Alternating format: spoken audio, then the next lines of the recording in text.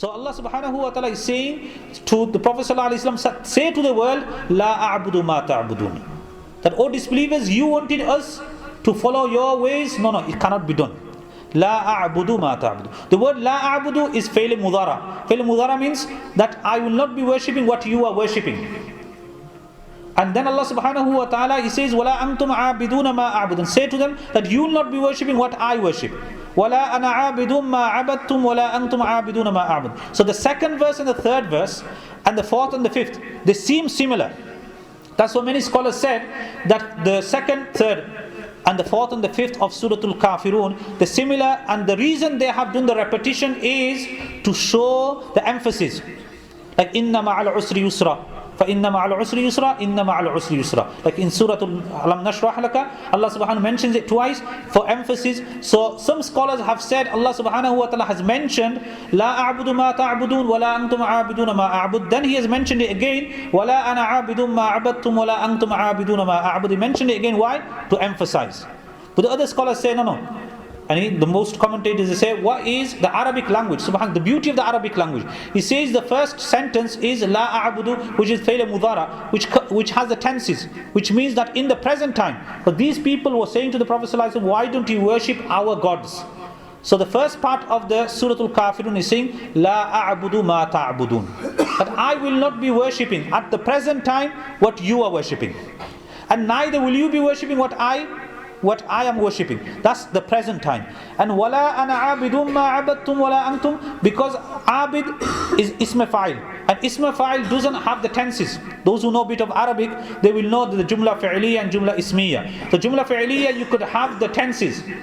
You could have the tenses of any present and future. But in jumla ismiya, it doesn't have the tenses. So the fourth sentence, wala ana abidum ma abadtum wala antum abiduna ma abud, it means neither in the future.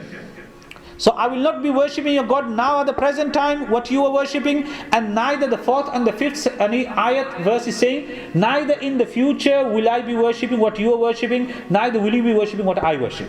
So made it very clear that don't have any hope. Take away, eradicate all your hopes, eliminate, diminish all your hopes from yourself, that there is no chance of us worshipping your gods. Finish it off. That's why He says, Lakum deenukum waliyadin. Finish it. For you is your religion, for me is my religion. That's why Allah subhanahu wa ta'ala has made it clear. So present tense and future tense. And Hafiz ibn Kathir rahmatullah alayhi, he beautifully says, subhanallah, another commentary of this, he says the first verse is saying that the word ma, the letter ma or the word ma, so the first ma is referring to isma mawsul, which means alladhi, that what you worship, in other words your God. So la a'budu ma ta'bud, I will not be worshipping your God, referring to your idols. So that's the relative pronoun, isma mawsul. And the second one in the third, fourth and fifth verse, wala ana a'bidum ma abadtum, ma is masdariya, which means I will not be worshipping your kind of worship. In other words, in terms of object of ibadat, which means the gods, the deities, I will not be worshipping them, and neither your ways will be the same as ours. So he has made it even more vast, mashallah. The scholars of Tafsir, subhanallah, just amazing how they have interpreted the verses. And everyone, will be accepted here.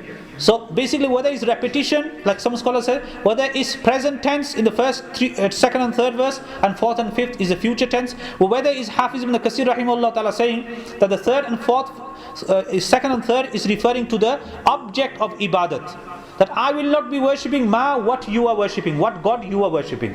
And the fourth and the fifth, wala ana abidum ma abadtum, I will not be worshipping the method. The methodology is different. My kind of worship, I will be worshipping my Allah subhanahu wa ta'ala inside the masjid, and you will be worshipping these statues. It cannot be the same. Wala ana abidum ma abadtum wala antum abiduna ma abud. So this is made very clear. So this will not happen. Lakum deenukum waliyadin, for you is your religion, for me is my religion.